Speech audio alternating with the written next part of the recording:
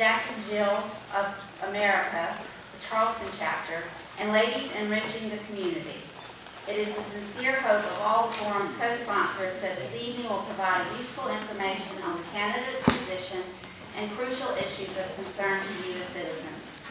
We'd also like to recognize and thank the Isle of Palms Recreation Center for providing tonight's meeting space. And just a bit of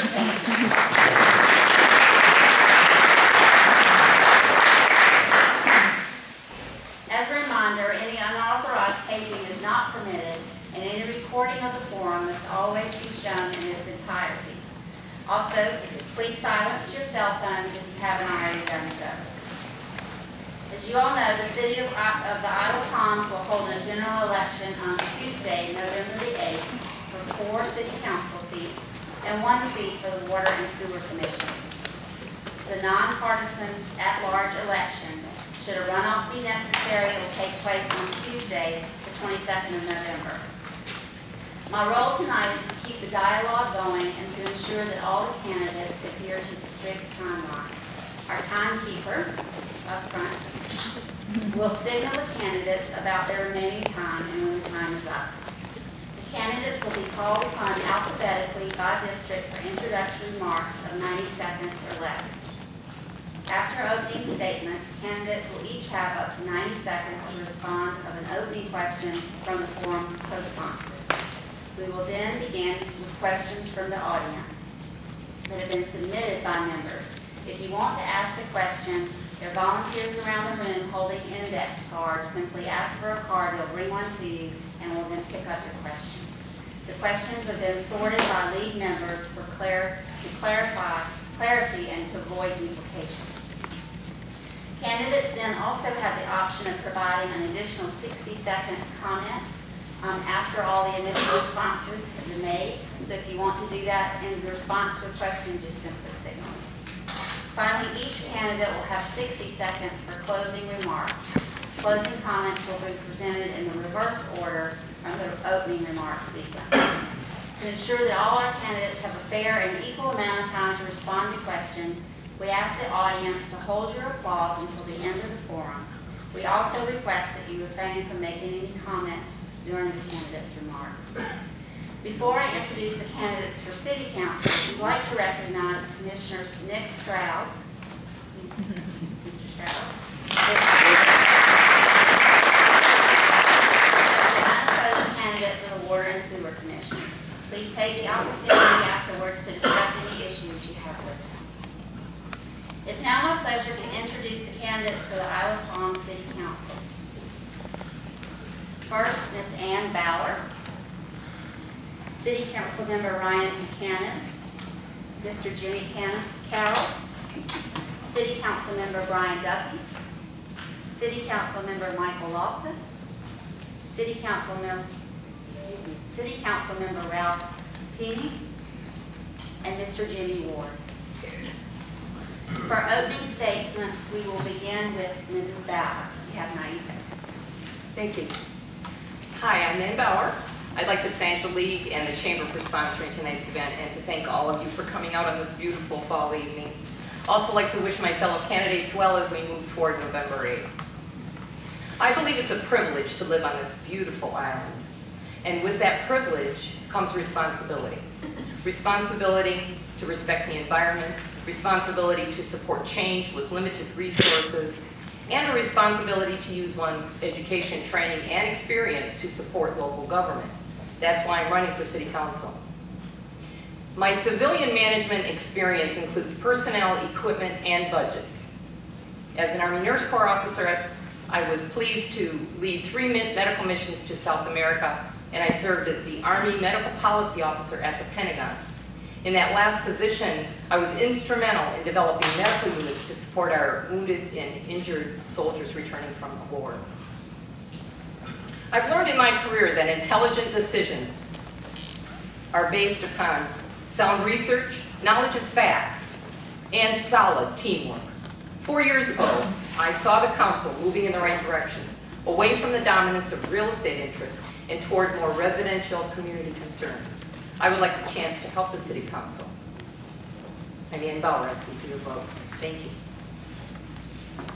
Mr. Buchanan. Thank you. I am Ryan Buchanan. I'm running for City Council. And I am seeking re-election because I believe there are 4 key components that this city needs to embrace, and they are the following: fiscal responsibility, common sense decision making, an open and transparent government, and quality of life issues. As a fiscal conservative and a small business owner, I know firsthand what a down economy can do towards business and a revenue stream.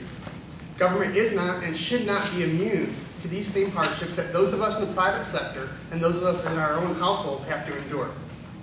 Decision making should be in the best interest of the island residents. The idea that some thought that it would be a good idea to tear down dunes and put in a parking lot in a residential neighborhood thought it was a good idea, I think it was a lack of common sense thinking. Or to recently approve a $15,000 expenditure for Patriots Point when they only requested 10, so they could develop a study to improve their facilities over there. That does not make sense to me. Those are your tax dollars that can be used here in our own community. I try my hardest to keep the public informed of what goes on within this city. Accept it or not, it is a now generation. People want to know what's going on now. I embrace the power of social media. Inform the public from what's going on inside City Council. 5 years ago, we went on, prior to this council, we approved a livability court to help with those problems associated with day trippers and the short-term rentals. This court has gone a long way to improve the quality of life for our residents and make this island a better place. Thank you. Mr. Carroll. Thank you. Good evening, and thank you all for being here. First off, I'm very excited about running for council. This experience has been fantastic, and I'm very humbled by all the friends and neighbors who have helped me in this campaign. I am the only candidate who actually grew up on the Isle of Palms. My sons represent a 3rd generation here. The island means everything to me. I am running for council because I care, and I have the time to give. I am totally independent. I am financing my campaign myself. No one, no business, no industry has helped me. Parking is a major issue on the Isle of Palms, and it's only going to get worse. Building parking nodes on Ocean Boulevard was a bad idea. Parking along Palm Boulevard is out of control. We need to think about safety before someone gets hurt. This is a Charleston County problem that affects our quality of life. Buying the lot on Palm Boulevard to be used as a passive park is ludicrous. If you build it, they will come. We don't have parking for any kind of park, nor can we afford to use the lot's $20,000 in taxes per year. Not to mention the upkeep, the insurance, traffic increases, and more. We are all for green space, but this is not the spot to have green space. Plus, the half-cent sales tax is a tax. Whether you like it or not, it's a tax that we're all paying for. The economy of Isle of Palms is due to tourism. The quality of life is more impacted on the day-to-day parking than it is tourism. Thank you. Mr. Duffy. Thank you. Good evening. I would like to thank the League and the co-sponsors for holding this forum tonight. But most importantly, I want to thank all of you for coming out. Tonight you get the chance to hear from your city council candidates, and you will have to separate fact from fiction. We all have a track record. We all have a history, if you will. I made promises 4 years ago, and I've kept them. I've promised to listen to the residents, and I have. We are managing short-term rentals and the mini hotel issues. We're not letting them manage us. We're addressing stormwater drainage issues, not just at the east end of the island, but at Sparrow Drive and Loudon Avenue. We're even using our comprehensive plan as a guiding document. I promised to spend your tax dollars wisely, and I have. In fact, our city's financial condition is very good, but don't take my word for it. That comes from our external auditors. We had a budget surplus this year, and that's thanks to the hard work of our city administrator and our dedicated department managers. Your taxes have not gone up the past 4 years. These are just some of the promises that I've made and that I've kept. Thank you. Mr. Office. First of all, I'd like to thank the League of Women's Voters and the Charleston Chamber for sponsoring this event. And more important, thank the people in the audience. It's great to turn out and see what candidates are all about, what the issues are. And hopefully you'll cheer for your candidates and not boo for the ones you're not voting for. Brief profile, my wife Marla and I, we moved to Isle Palms 10 years ago. First bought a house on 30th Avenue and now live in Wild Dunes. My son Brian and my daughter Katie both are out of college and live in Atlanta. I have a Bachelor of Science in Education from Mansfield University. I've spent the first 21 years of my career managing large distribution centers. The past 16 years I've been an executive recruiter, and for the last 10 years I've owned my own business here on Isle of Palms. I took an interest in the island and was concerned about overdevelopment. I served 3 years on the Planning Commission. 4 years ago, I decided to run for City Council because I was concerned about many hotels, overdevelopment, city spending habits, and the lack of action on items like the intersection of 41st and Palm. I'm running for another term because I don't want to see the Isle of Palms take a step backward, especially watch your tax dollars. I want to protect neighborhoods from overdevelopment. I believe we need to continue to put residents' interests first ahead of real estate developers and brokers working for outside investors. I think we all know how wonderful Isle of Palm is a place to live, and a place to maintain a quality of life for people who live here. Residents first. Thank you all for coming out tonight, and also thank the League and all the other sponsors. My name is Ralph Feeding, and I live on Forest Trail with my wife Kobe, and I'm an internist in private practice west of the Ashland. I ran for office 4 years ago because I found a city council that was not listening to the residents who put them in office. I was part of the group that led a petition drive that had 850 signatures asking council to do something about the overwhelming mini hotel industry that was coming onto the island. Council just brushed that aside. So I and others decided we needed to run for office. We did, and fortunately we won. And since then we've listened to the residents, and the perfect example is the parking nodes. The parking nodes were never a done deal on Ocean Boulevard. It was one idea on the table. When the residents told us they didn't want them, we said we're not going to do it. That's what listening's all about. We've had other significant accomplishments. There have been no tax increases, added no city employees. We've taken care of the traffic congestion, 41st and Palm, and we've dealt with the flooding issues from 52nd to 57th. We still have more work to do with the parking issues, and we hopefully will, and we plan to have every resident give their input, because we will listen to what you have to say. Thank you. And Mr. Ward. Good evening, thank you all for coming out. Hope you're all doing well. I've lived at corner 22nd and Hardin for almost 26 years. I was previously on Isle of Palm City Council from 1988 to 1991, but I was 12. And so, but I was on council during the aftermath of Hurricane Hugo. Was born in Wilmington, North Carolina, raised and educated in North and South Carolina. I'm a certified public accountant, 25 years experience, and a true fiscal conservative. I will keep a close eye on the city's revenues and expenses if elected. Lately, I've been concerned about the city council's budget process. Some of their funds, some of their decisions, keep me wondering. I know some transfers between funds are normal and necessary, but others I look at are examples, in my mind, of city council extending itself too far on the expenditure side, especially since they do not always equal revenues. Major decreases in fund balances, your cash, since June 30, 2010, especially concern me, as well as does our over $16 million in long-term debt. I would like the city to continue to improve its current Standard & Poor's credit ratings, which is good. It's AA, but it should be AAA. We can do this by paying off long-term debt that is eligible according to repayment terms and reducing expenses. Charleston City, Greenville, Charleston County, and even the state of South Carolina have a AAA credit rating. We should strive for this goal. Thank you. We will now begin with our questions. Candidates will now have 90 seconds to respond to this question prepared by the forum co-sponsors, and we're just going to get right at it. It's been suggested that parking is the #1 issue for the Isle of Palms. What innovative solution would you propose should you be elected or re-elected to office? And we'll begin with Mr. Buchanan. Parking is a problem. It has, will become more of a problem now that the Tri-County area is growing.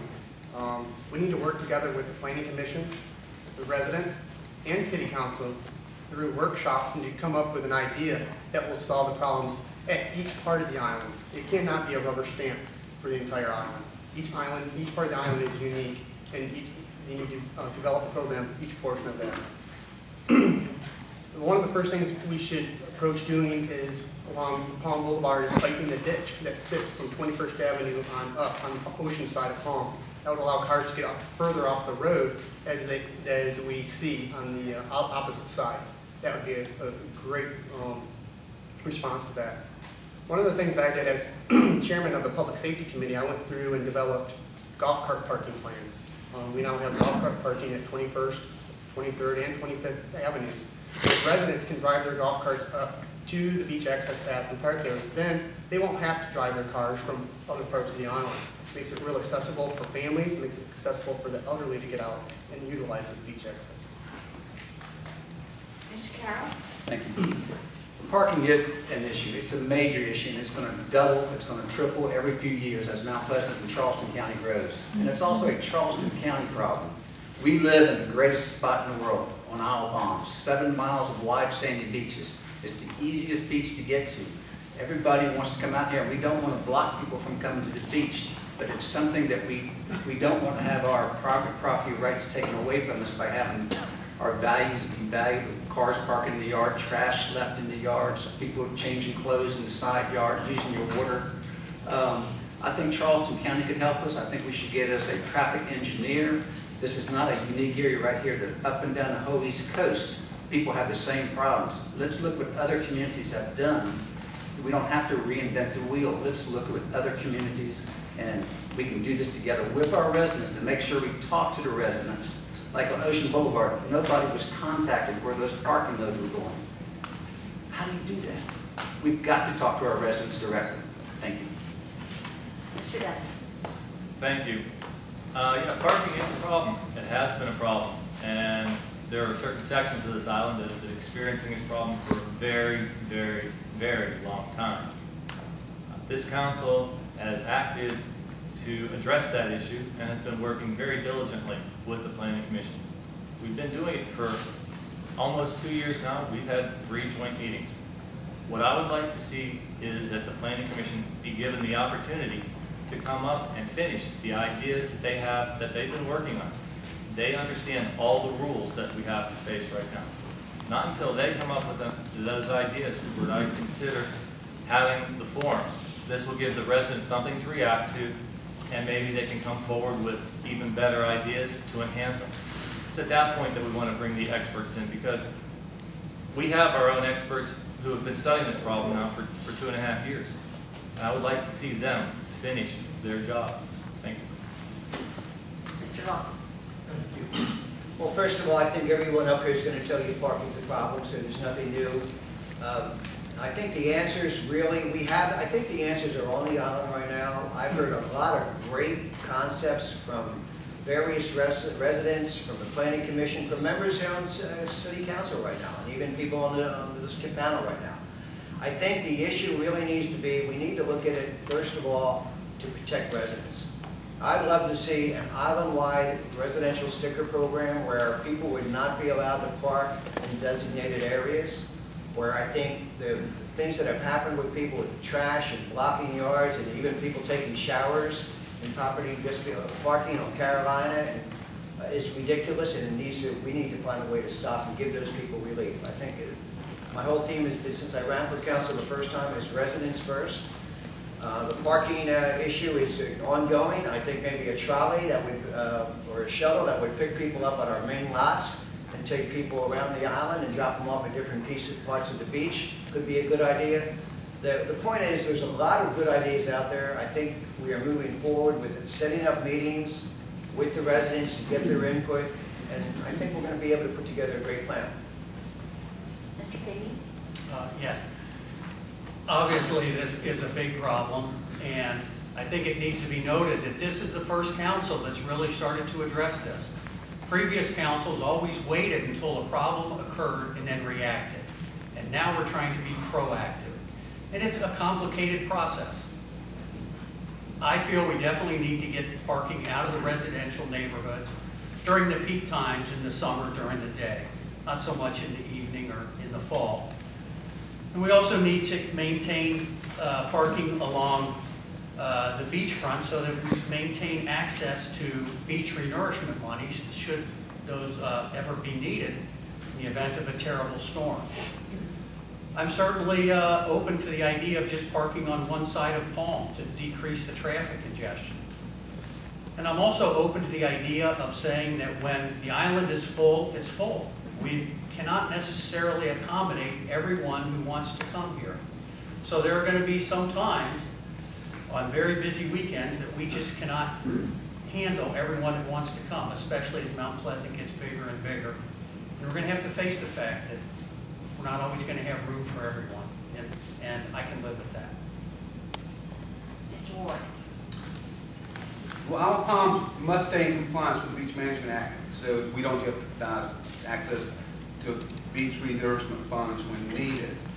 That being said, I'm totally against commercial parking lots being constructed in any residential neighborhoods. I've been looking at the Beach Management Act, and the best of my understanding, the way it says, is Isle of Palms doesn't have to provide any day visitor parking in neighborhoods within a mile of the front beach on either side. And how far down it goes to 3rd, 4th Avenue, I'm not sure. How far it goes back up this way, 28th, 30th, I don't know. That's, you know, a radical approach about getting rid of all of it. But there's somewhere in the middle that we could meet. The shuttle concept being pushed around, I heard it from Mount Pleasant over here, from different parts on the beach. They, where I grew up in Wrightsville Beach, they tried that, and it never worked. It failed. They just recently tried it again this fall. One question I have, I don't know, I can't get the right answer. When I moved here in '86, if you park down on Carolina or Charleston or any of those streets down there, you got towed and ticketed. So did the laws change?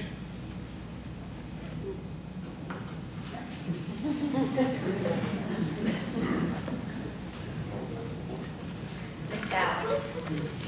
I think the question was what innovative ideas we would have for parking, and I would echo a couple of the responses in that I think the answer is here on the island.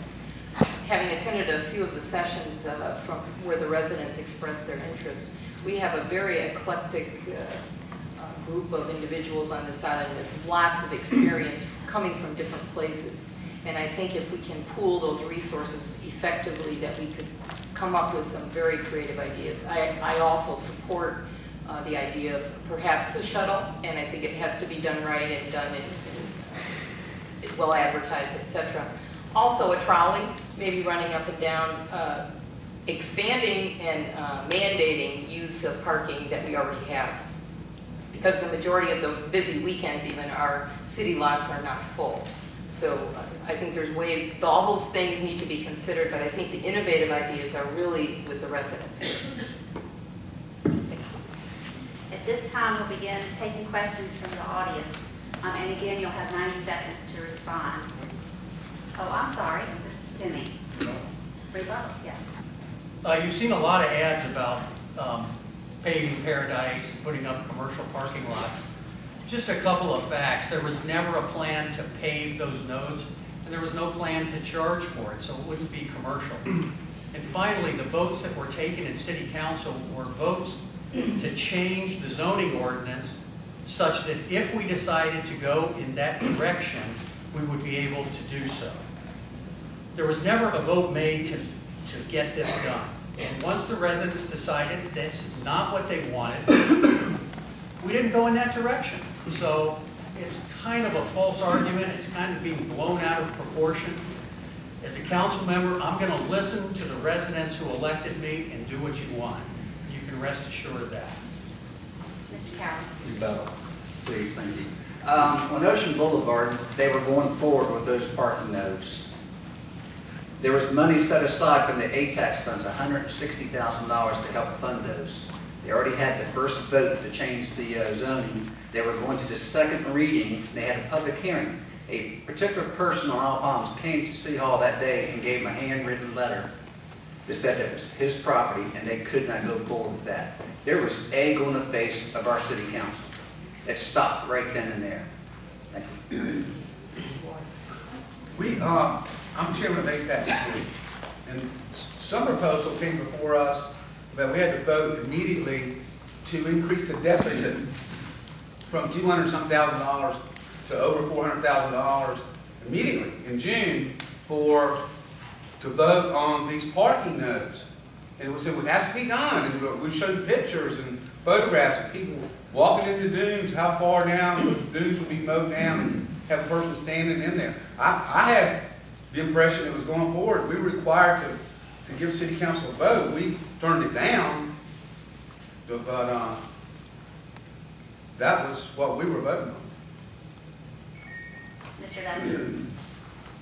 First of all, I would like to ask everybody if they ever attended any of the joint meetings with the Planning Commission that City Council had. At one time when this concept was even being discussed, this idea was presented, but we were also told that it would take a whole budget cycle before anything could even be implemented. This was an attempt merely to put money in a budget to implement a parking management plan and really nothing else. I think if anybody were to look at the record, and I know that some people were at that meeting here on this dais, but others weren't. But if they look at the record, it was stated clearly that nothing is going to happen until there is a complete parking management plan. Thank you. Mr. Buchanan? It just so happens I have the record. The minutes from those meetings state, the first stage of this parking plan was to install nodes in the 40 and 60-foot wide street extensions along Ocean Boulevard in the area from the island from Breach Inlet to 10th Avenue. The goal is to be implemented before the next beach season. Next part. 3 firms were asked for estimates for grading and clearing 6 inches of sand shell with a timber border for the rough dimensions of 120 foot deep by 40 to 60 foot wide. Citizens tend to react when they see a change of topography. The street extensions will need to be scraped down, impervious surfaces will be placed. We went on to move an ordinance 2011-8 and 9 to provide exceptions to designated public parking on beach accesses. Motion passed 8-1. I was the one. So as far as the estimates, to get contractors, to get the depth of excavation needed to approve this before the next beach season, I think it was moving along. I'd like to remind the audience to please refrain from making comments or calling for comments tonight. Okay, we have a couple others that haven't responded, either Ms. Bauer or Mr. Loftus. Do you want to do that, or shall we move on? Okay. Our next question is from the audience. What do you see as the most important challenge for the Isle of Palms? And we'll begin with Mr. Carroll. We've got to get Isle of Palms back together again. I look at the way we're spending money right now. We talk about it being a residential neighborhood. It is a residential neighborhood. But Isle of Palms started as a resort destination, and it is still a resort destination. It's really what budgets our economy over here. Thank goodness we have vacation homes and rentals and second homes here. Those people pay 50% more in taxes. This recreation center is helped funded by that. The fire departments, the police departments, the marina, the Palm Boulevard lot purchase as a park. That is a stupid spending of money.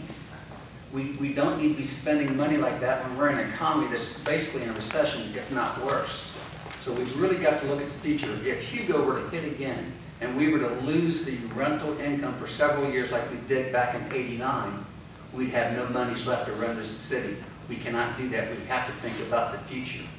And we have to have a city council that will communicate with everybody and work together. Thank you. Before Mr. Duffy, I just want to remind the candidates to speak into your microphones, because some of those in the back haven't got it. Can I have that question again, please? Absolutely. What do you see as the most important challenge for the Isle of Palms? I believe that the Isle of Palms has to stay focused on its neighborhoods. Please speak up. I'm sorry. Yeah. Thank you. The Isle of Palms has to stay focused on its neighborhoods. I would like to remind everybody that our comprehensive plan actually calls us a premier residential community and not a resort island. And I think there's a big difference between the two. And that is a challenge. This is an island that is ripe for redevelopment. There's a lot of older housing stock on this island. And we have to make sure that as the housing stock is replaced, that it's not just going to be for second homeowners and for rentals, short-term rentals. We want to have a community of residents. We want people living here. That's what makes this island special. It's the residents and it's the community. Thank you. Mr. Loftus? My biggest concern is fiscal responsibility. If during the past 4 years, if you go back and review the minutes from the Ways and Means and committees I've served on, I've always looked at what's the best way for us to manage the dollars and do it well. From 2001 to 2000 and... Need my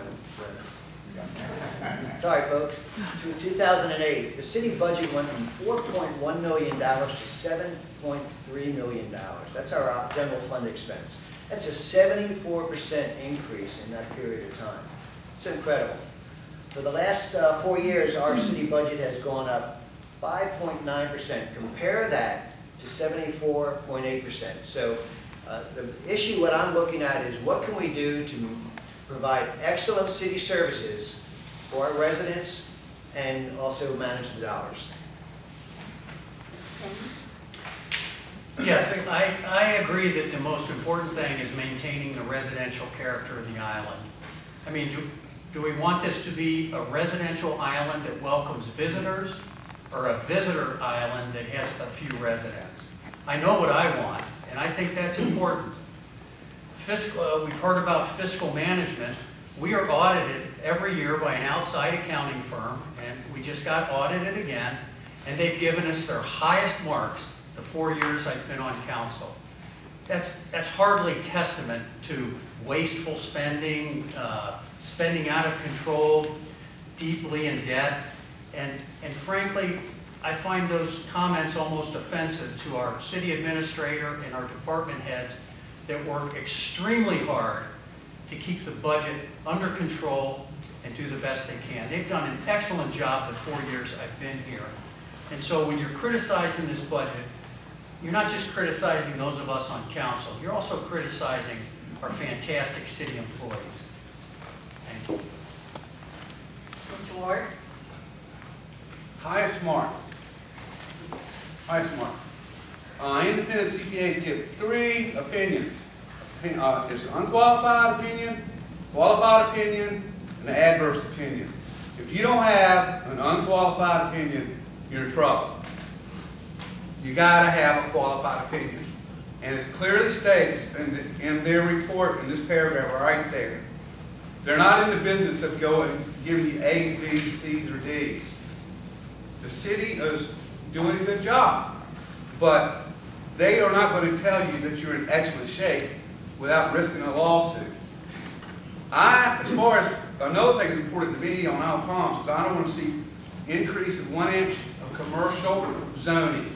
Those parking lots down on Ocean Boulevard eventually would change the zoning from residential to commercial. When I first moved here, that kind of thinking would get you run off the island by changing the zoning. We got to protect our zoning. As far as the money goes, when I was on council in Hurricane Hugo, we had a disaster preparedness fund that had about $1.8 million in it. The balance today is about the same. 22 years later, adjusted for inflation, that number needs to be at least $3.3 million. The city needs to save more money. for rainy days ahead. Ms. Bauer? My response is in the meeting that was presented by the outside auditors I attended the other night, and the city did get an unqualified rating, which according to Mr. Ward, I think is the highest. So I think one of the challenges that the city has over the next few years is to retain that status of unqualified. I think, as I mentioned in my opening remarks, I would be in support of continuing all of the attention that they've given, the detailed attention to the budget. I believe that the current council has done a great job of analyzing it as my review of the budget over the last couple of years. Also, I believe the focus on residents, as I mentioned in my opening remarks, is critical. When I drive down the roads and I see multiple vacation rental and for sale signs on the same house, it really makes me concerned about what are the residents, where do the residents fit in here? So that would be another of my challenges that I would see. Thank you. Mr. Buchanan? Challenge for me on Olive Palms, first of all, is trying to get my 12-year-old triplet boys to practice on time all the time. Crazy. And it comes down to this. This is a family-oriented island, and that's what we need to maintain. You know, as the one of the only folks up here, besides Jimmy here, who's raised a family out here in the island. It's important that we shape and mold, the quality of life that they have here, so that we can maintain those things that we treasure, out here on the island, so that when they grow up and hopefully decide to stay here, obviously not in my house, but they can appreciate it, and their children can appreciate, those treasures that we have, and we need to maintain our quality of life. I've mentioned fiscal responsibility, and that's part of that too. If we continue, down this road, that we just need to maintain our spending, our expenditures, and keep our revenue sources, stabilized. Thank you. Anyone want to make a response? Yes, Mr. Kinney? Well, we have to realize that almost, I think, 70% of our budget is salaries for employees. So if we're going to make any significant cuts, we're talking about eliminating positions or cutting people's pay. So who, I'd just like to know from these gentlemen, whose jobs are you going to cut?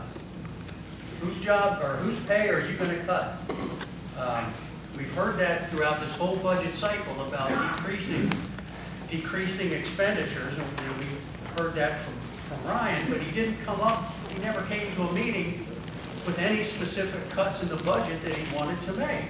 So it's a nice sound bite, and it sounds good because of all the trouble in Washington, D.C. right now, which is a financial disaster, but this city is not one of them. We are in great financial shape, and I don't think we should keep letting people play on the fear that things are out of control. They are not. Mr. Carroll? I hate to miss an opportunity to develop. We've got to quit spending. Like this lot on Palm Boulevard, $1.3 million for a lot. No, it's not going to be Olive Palms tax money, but it's going to be half-cent sales tax. That means we're taking that tax bill off the records, $20,000 a year. It means we have to maintain that lot. We have to put insurance in that lot. That's not fiscal responsibility. We do have the greatest staff in Olive Palms. We have the greatest police department, fire department, recreation, sanitation. Nobody's jobs are at stake on that. Tourism is the #1 industry for South Carolina, for Charleston. Charleston is voted the #1 tourist destination in America. The beaches are part of that.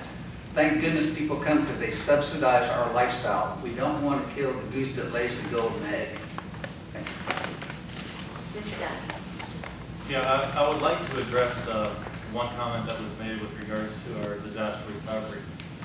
Well, we did set aside money, and Mr. Ward is correct with the $1.8 million, but we also have an accommodations tax fund that currently has a balance of over $2 million. It seems to me that that kind of hits his bogey of $3.8 million. So I think we're pretty healthy there because, if there is a disaster and we need to put this island back so that our tourist industry can return, we do have funds that can be used to make that happen. Mr. Loftus? I'd just like to comment on Mr. Ward's as far as the budget.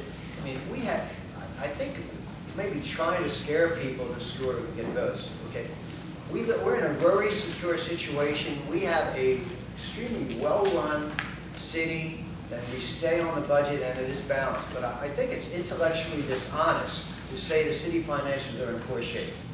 You know, if you say something that's not true enough times over and over again, you may believe it to be true, but it's not really true. The budget is balanced. Mr. Ward? Never said it was in poor shape. Never said. So we can make some improvements. I'm looking at the revenues for the state accommodations tax at 65%. Do we have it in the budget? It says 715,000. So the budget's not in bad shape.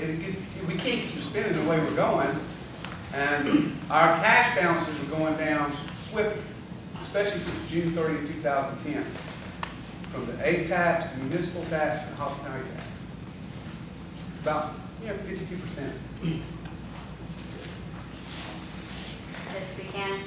Thank you. One of the first cuts that I made, or that I tried to make, was eliminating the $310,540 that was going to be utilized for the parking pods along Ocean Boulevard. Eliminate the $310,000 that was supposed to be utilized for the parking pods along Ocean Boulevard. That would have had an annual maintenance cost of $65,000 and an annual revenue of $42,000.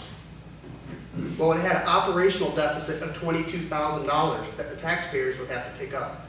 Those are the type of cuts that I'm talking about. You know, I did not support this budget, not because the administration and the department heads did not do a good job. I did not support it because I felt there could be further cuts, and that's just an example of one. Ms. Ballard, do you want to respond? All right, our next question, and we'll begin with Mr. Duffy. The short-term rental ordinance limiting rentals to no more than 12 persons per house with grandfathering was passed in 2010. Would you favor increasing or reducing the number allowed?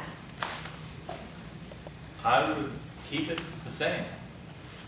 I think it was a well-thought-out ordinance.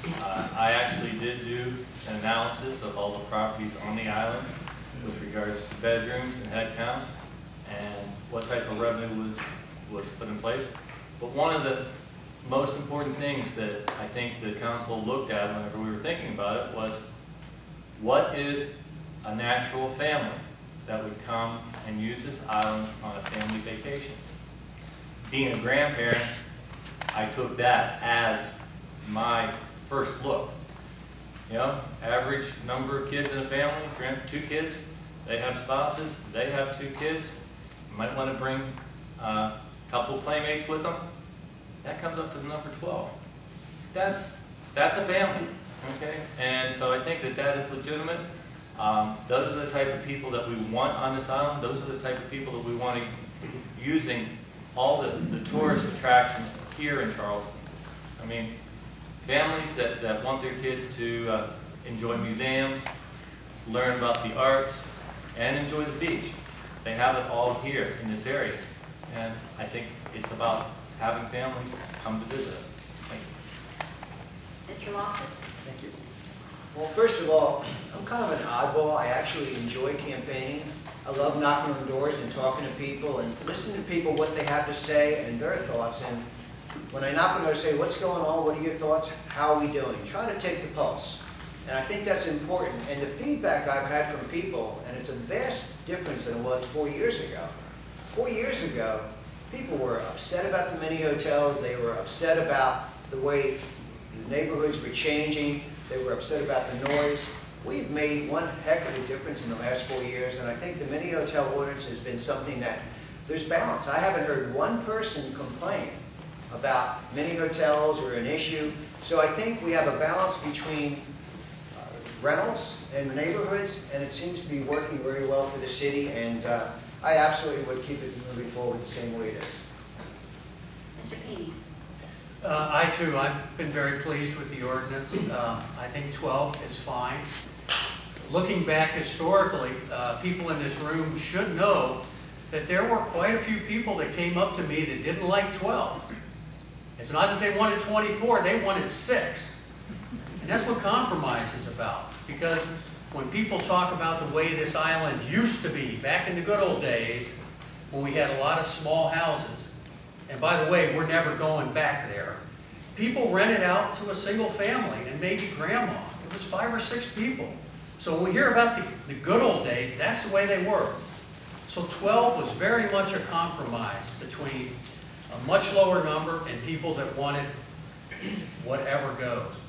And don't think that this market isn't going to come back. Sullivan's Island does not want renters on their island. So the next place I think that you can do this is Pawleys Island. That makes us the epicenter of development. This real estate economy will improve at some point. The real estate investors and developers will be back, and this will be ground zero for their efforts. This is a wonderful place to live. We just saw we were rated #1 by Condé Nast. If you're a developer and you want to build a huge house, Isle of Palms is where you're coming. Mr. Ward? I'll keep it, no changes.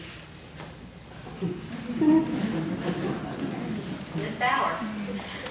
I would also keep it with no changes. One of the interesting things as I looked at this in running for this office was I think there was a concern that it would decrease some dollars by limiting it, and I believe the accommodations fee increased actually by 17% with the restriction to 12. So I believe very strongly that that seems to be an appropriate number. Thank you.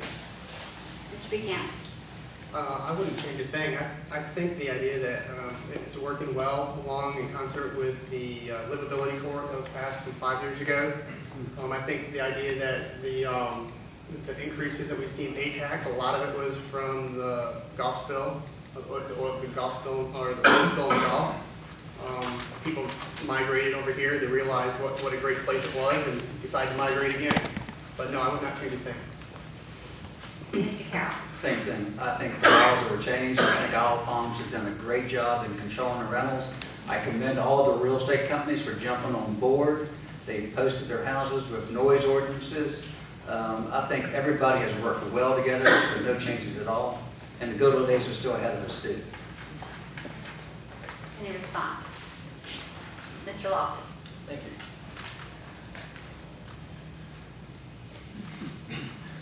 Jimmy, obviously, you said in the Island Eye and tonight that you wouldn't change it, but I want to remind everyone that you try to intimidate people to get your way on rentals and many hotels. When Sullivan's Island changed to where they are right now, to put a huge restriction on rentals, you threatened to sue the island. 4 years ago, when I ran for city council, you were involved in a hate campaign with Rod Shealy about trying to control and continue going with the many hotels. And when we did pass the short-term rentals, you told people you were going to sue the island. So I'm really not sure if you really mean that, or are you just saying this to get votes? Of course I can apply that, right? Do you have my name on a piece of paper saying I'm suing the city? Is this hearsay?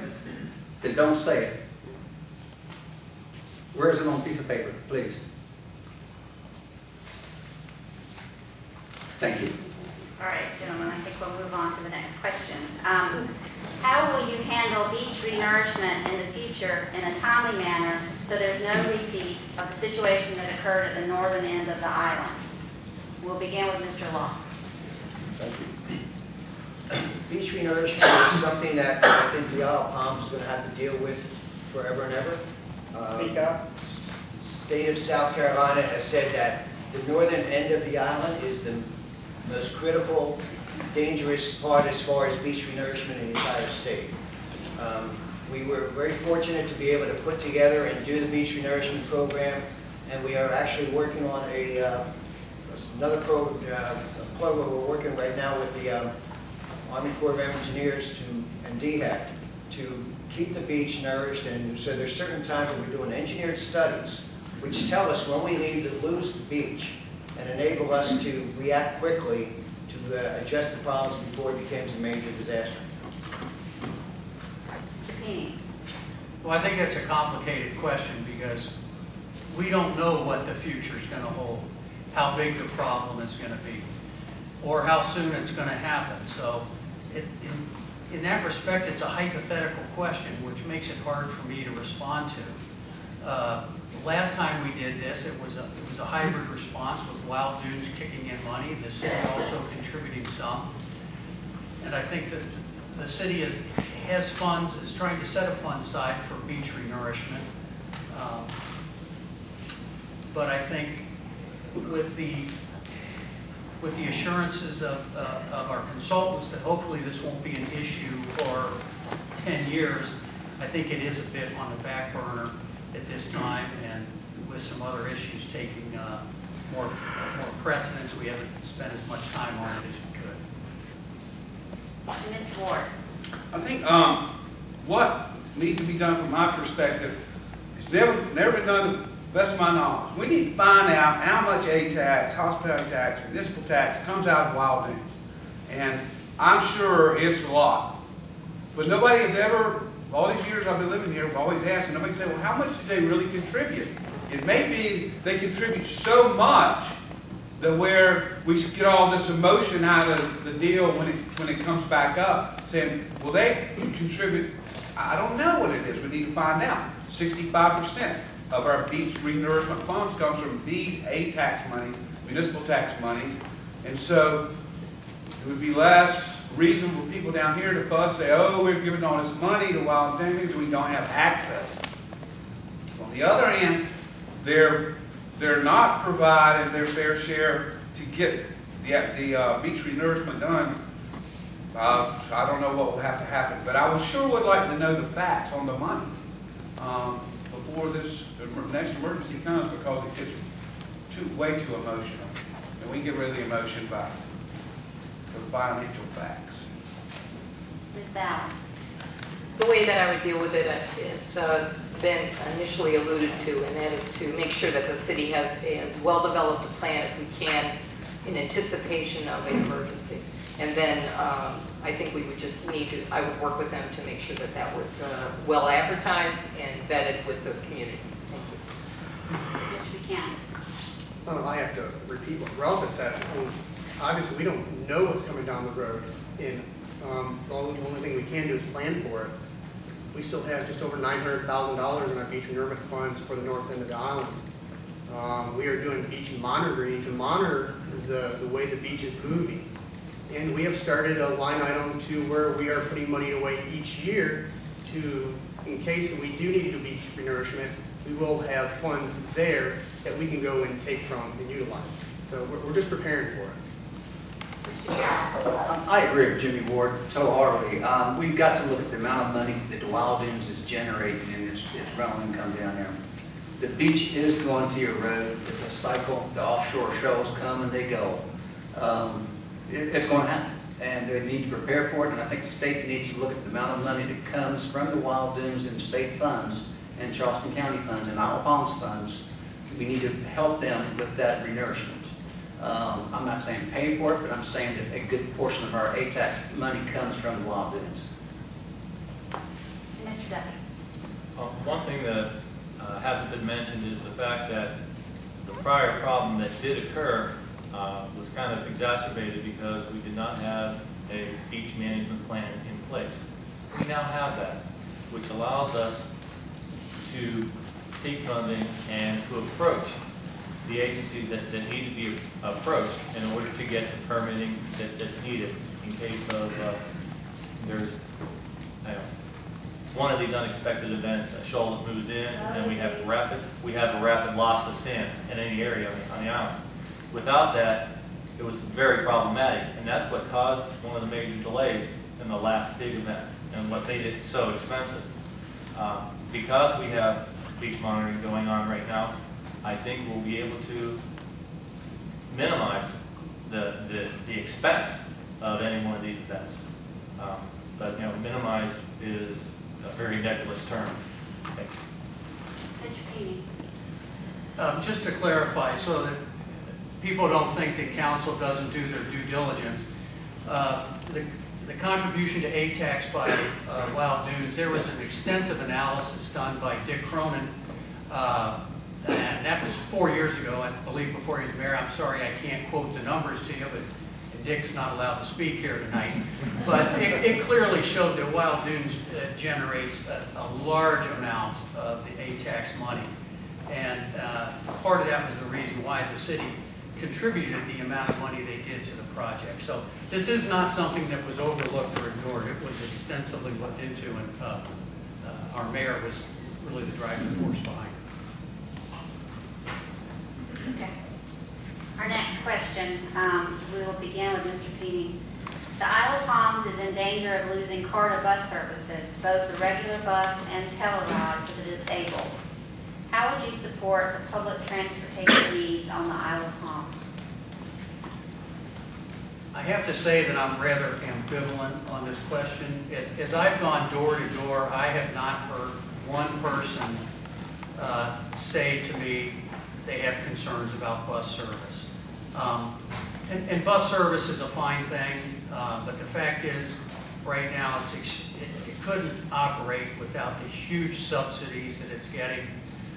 Most of the times when I see the buses, they're essentially empty. You know, I'm sorry that that's the way it is, but we're still basically a car-centered culture. Whether that's right or wrong, whatever, that's not up to me to say, but people are going to do what they want to do. And I think pretty much out here in the Isle of Palms, they want to drive their cars. So personally, I don't have a strong opinion on it either way. I'm rather ambivalent. Ms. Ward. To make it financially sustainable, and I'm all for it. Ms. Fowler. Well, I believe that we need to do a good analysis of what actually the ridership has been, and I know one of the issues is it's tied to the ability for some elderly or senior citizens to get discounted rides. I think it could be looked at when we look at the whole parking plan. It needs to be sort of, in my mind, a comprehensive process that you look at transportation in general. I think we should consider what we are subsidizing for the CARTA service. If it's underutilized, perhaps we take those resources and better use them with a trolley on the island or a shuttle service if it could work and make it more functional. But again, I think it could be looked at all together, inclusive with the parking plan. Thank you. Mr. Buchanan. Thank you. And I agree, right, echo what Ann is, excuse me, as mentioned, the idea that to use CARTA during the prime summer months to shuttle people around, I think is going to be the best for use for them. As for subsidizing, you know, as Ralph said, I mean, the majority of the time the buses are empty. We are a car culture, and I think we need to use CARTA as part of our whole discussion process in our parking analysis. Mr. Carroll. I would love to see it survive. I'm not sure we could subsidize it, but it would be a great solution to help us in the summertime with getting people to and from the beach and up and down the islands. So maybe there's ways that we can work together in the summertime to get the bus routes more frequent to get people to the beach and not bring the cars out. Mr. Duffy. Well, one thing I'd like to find out is from our businesses, how many of their employees even consider using bus service. I mean, that's, you know, workers are the people that frequently use bus service, and you know, what is that number? What's the analysis there? And is there any type of business subsidy for the employees that come from off island that would make it reasonable for them to use bus service? I can remember back in the days before I moved down here to South Carolina back before 1985, I didn't have a car. I used public transportation all the time. When I got here to the Isle of Palms in 1985, there was no getting around without a car. So, and that's just kind of the way that it is, and that's what we're living with. But I would certainly like to see CARTA be financially viable and be able to continue to support the people that do need its service here on the island. Mr. Loftus. I really think this is a countywide problem. And most major public transportation systems, they have routes that make money, which subsidize the routes that do not make money. I think it's important to have that on the Isle of Palm. One thing I'd like to be clear about, I do not believe we need to use Isle of Palm city taxes to subsidize CARTA. I just think it's good to have it, and I'd love to be able to see a system where we can use it.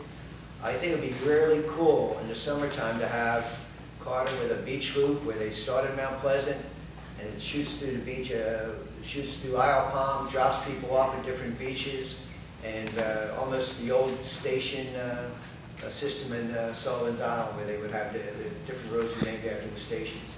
And I think that'd be great, but they may not be able to work something like that in the winter, but during peak months it may be part of a comprehensive plan to solve our parking problem. Okay, our next question. Are you in favor of day trippers or opposed to day trippers?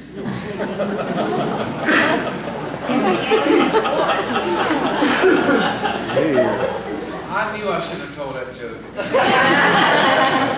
Got me on the bad side of the monorail. Well, we all came here as day trippers. I came here as a day tripper in 1972 when I was a kid in the U.S. Coast Guard. Fell in love with the place. Got out of the Coast Guard, went to college, Atlanta Christian in North Carolina, USC, Columbia for my accounting work. Ended up in D.C. Worked for a big CPA firm up there. I always swore I was going to come back to Isle of Palms. But I got here to live. It took me many, many years. First came here as a day tripper. We all did. We all said, this is just great. And when we finally got here, moved, it's like, this is great. It's like low taxes, very little regulation. It's wonderful. I love it. Now, let's just don't change it. You know? And the problem is we have day trippers always want to come. And I don't mind them coming, but I'd like to see them controlled.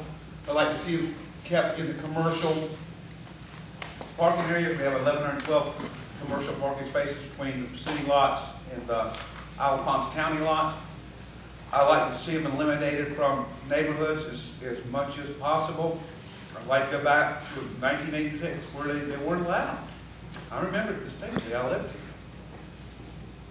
I don't have anything against them, but I just don't want them to, I don't like them leaving their trash and costing us a lot of money. Our services, our residents pay for it. Ms. Bauer. I believe I was at one of the council meetings where we were highly admonished for using the word day tripper. So I think I'll use the, island visitors.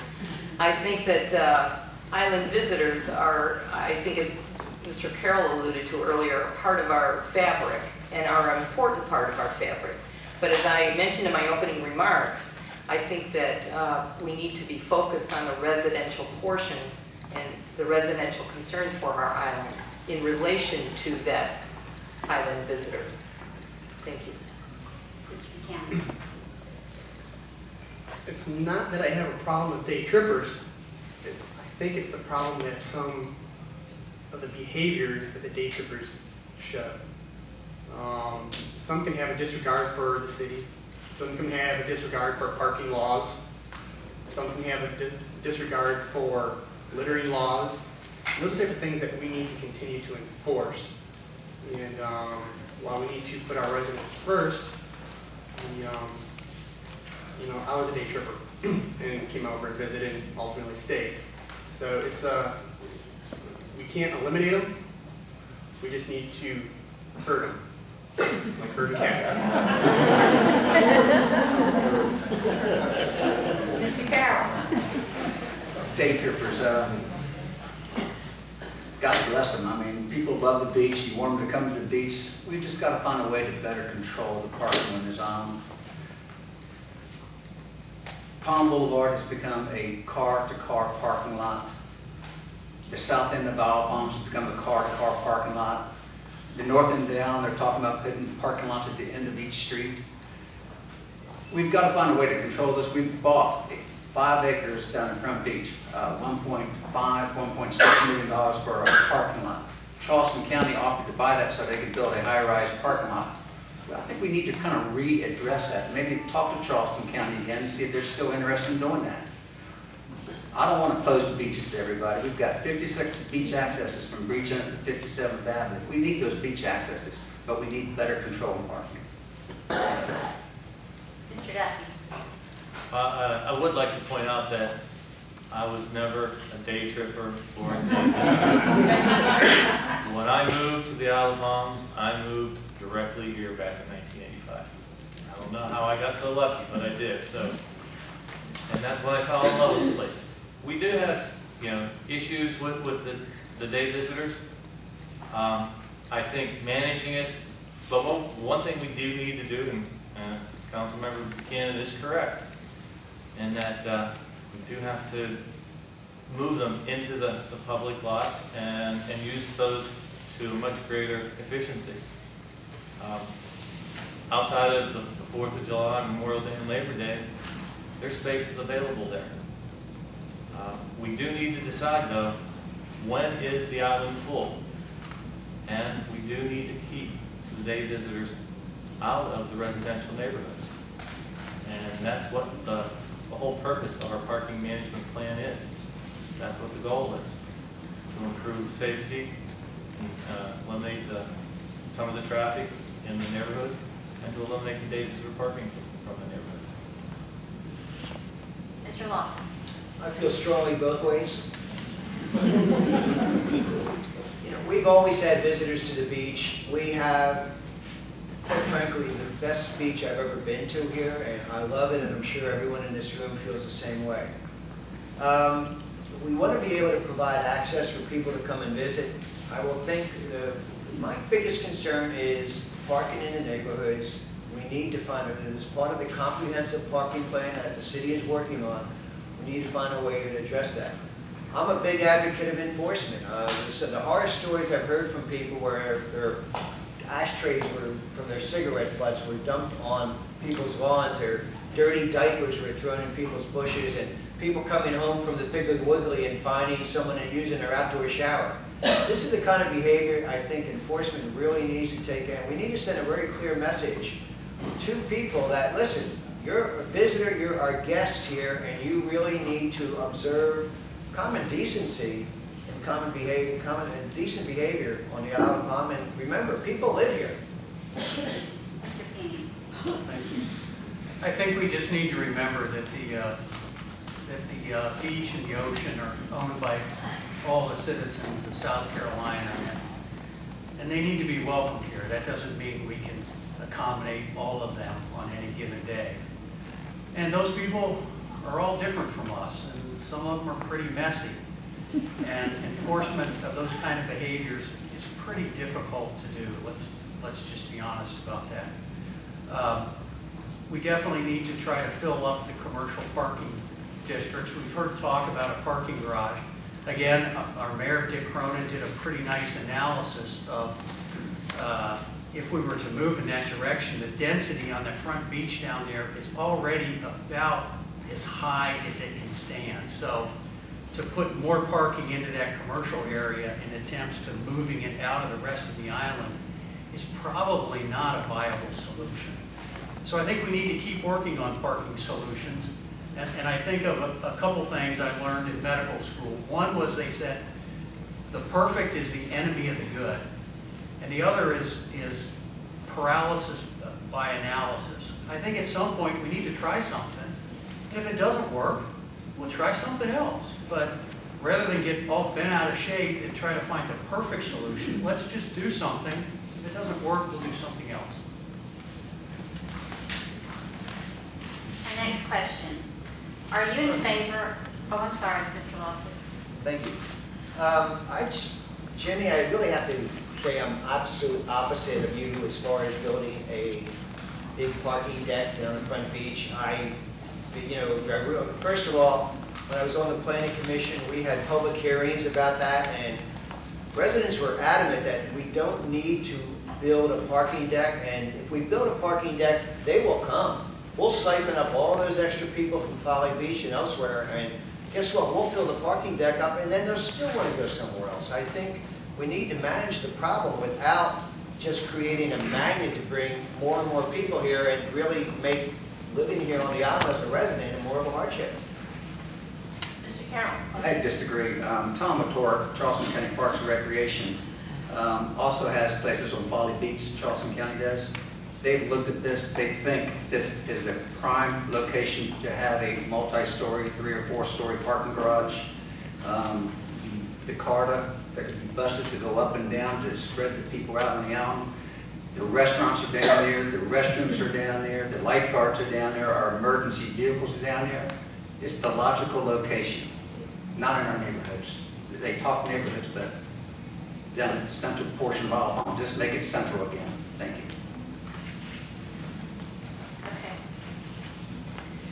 Next question, and we'll begin with Ms. Bauer this time. Are you in favor of the acquisition of 3206 Palm Boulevard as a preserved maritime forest with green space funds? And if yes, how would you go about seeking the balance of the money needed to complete the acquisition? I am in favor of green space. I know that the residents here overwhelmingly voted to support that and to have that half-cent go to the specifically for green space. The lot that is in discussion, I spent some time there the other day, and it's a very, very interesting place. And it makes you reflect back on this island and what it looked like. Is it the right purchase? I don't know, but I know that the money that's already been designated for green space dollars has been applied to that. I know the city has aggressively looked at a couple of other options to use that money, and it is a very restrictive fund that it can, for a very restrictive purpose that you can use that. And the other 2 options did not go through. I think as a resident, if I can be assured that there's no city monies going to this, which we have been assured that that is, and I believe our staff, and that I look down that road and I see all of the multi-level homes that are already for sale and for vacation rentals, I'm not sure we need another home there. So I would say that the rest of the funds could be gathered with grants or other donations, and I would be in favor of that. Mr. Buchanan? Thank you. When this first came up with green space funds, it was sold to City Council basically that these green space funds are going to be utilized to purchase property. It's not necessarily true. The idea that some of the barrier islands, like ourselves, Sullivan's Island, and Folly Beach, have a little bit more liberty in what those funds can be used for. I'd like to see those, now in hindsight and seeing that, I'd like to see those funds utilized to offset some of our expenditures that we have in our current budget, as in dune walkovers. We never know if or when we'll be able to come up with a balance to secure this lot. But as for now, these funds are tied up and are not usable. That could be used towards our existing budget. Mr. Carroll? $474,000 they've got access to. Even if they had all the rest of the money lined up, it's not the location for a park. At Paso Park, Palm Boulevard is packed. There's traffic going back and forth, as we've talked about all night. There's no parking along there. If you want to see how it used to be, you're not going to see it between 2 houses that are 85 feet wide. Parking, beach access are 2 lots over in one direction, 3 lots over in another direction. If you want to see how it was, go to Capers Island or Dewey's Island or Bull's Island. Those are beautiful, pristine areas. But a lot on Palm Boulevard, for the sole purpose of not having another house, whether it be a rental or year-round, is ludicrous. I'm sorry. Mr. Duffy? Thank you. You know, sometimes it's not about the money. You know, the other day I ran into one of the old timers on the island, and you know, he said to me, well, he's been here since the 70s, so I think he qualifies. He said to me, it's not about the money, it's about common sense. You know, it's true that the beautiful canopy of live oaks with birds singing and a cooling shade won't generate any real estate commissions, and no, it won't generate any accommodations taxes. But we already have enough properties on Palm Boulevard that'll do that. To me, voting against the frontage lot that residents can simply go to enjoy, that doesn't pass the common sense test. Over 58% of our island voters voted for green space. I think it's a viable use of the money. And I listen to the voters. Thank you. Mr. Loftus. Well, I voted for the purchase of that, and my reasons were quite simple. It's one of those, I've been following the green space scenario since it was voted on by the Charleston County. And probably Mayor Cronin knows I've been bugging him about what can we do with it, because my biggest concern was if we didn't use that money, we would lose it. And I really feel it should be, that money deserves to be part of Isle Palms funds, and we should use that money. Now, the difference is that money was very, very regimented on how we can spend that money.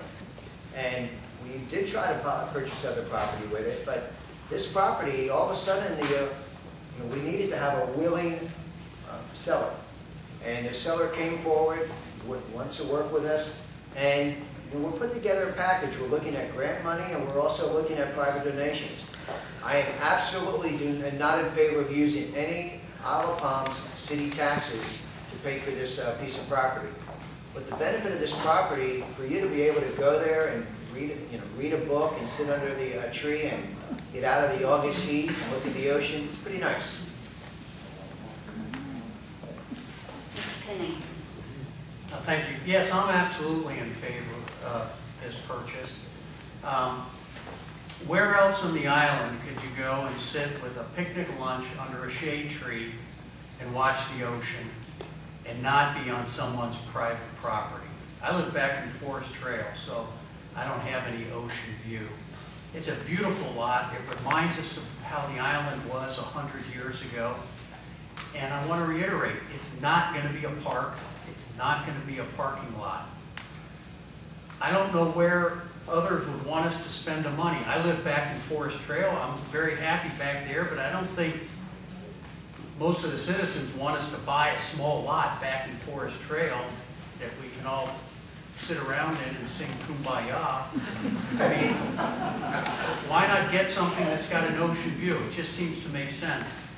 And I think if anyone wants to watch the city council meeting that was in September, and it's on the website, our city administrator, Linda Tucker, did an excellent presentation on kind of the pros and cons of going down this route.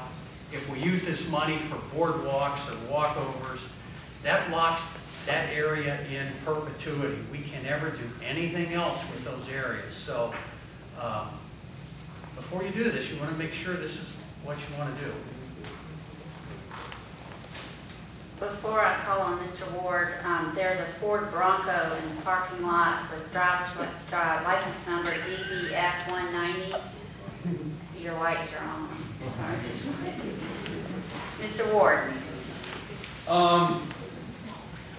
Been talking with a lot of residents about this issue. I'm listening to everybody, and somebody has some legitimate questions I thought I'd bring up. I can't confirm this, but this is what this one person sent me. She said that so far there's only been one private donation of $2,000 for the green space at Palm Boulevard. The funds got from counties $474. There's 2 grants now being applied for to help with the land total, only $150. Even if we're successful in obtaining both these grants, how long will the city council keep the county grant money tied up if you cannot come up with the other $650,000? Seems like the majority of people are against using taxpayer monies to buy, maintain, pay insurance and taxes on this residential lot. The city already owns up 2 residential lots behind the Public Works building, purchased in $2 million for $1 million in 2006. And that needs to be utilized. We have another Hurricane Hugo. That's the last time I'm going to mention it. We have another Hurricane Hugo. It was a traumatic effect to everybody that lived here. There's going to be 75 of these lots on Palm Boulevard. We have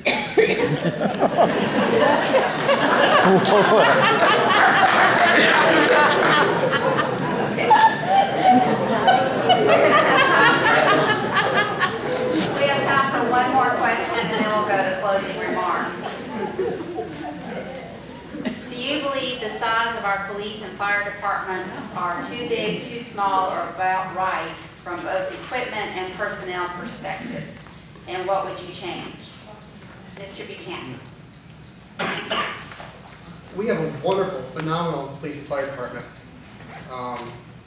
We basically have 3 officers on the island at any one time. Obviously, it increases during the summer.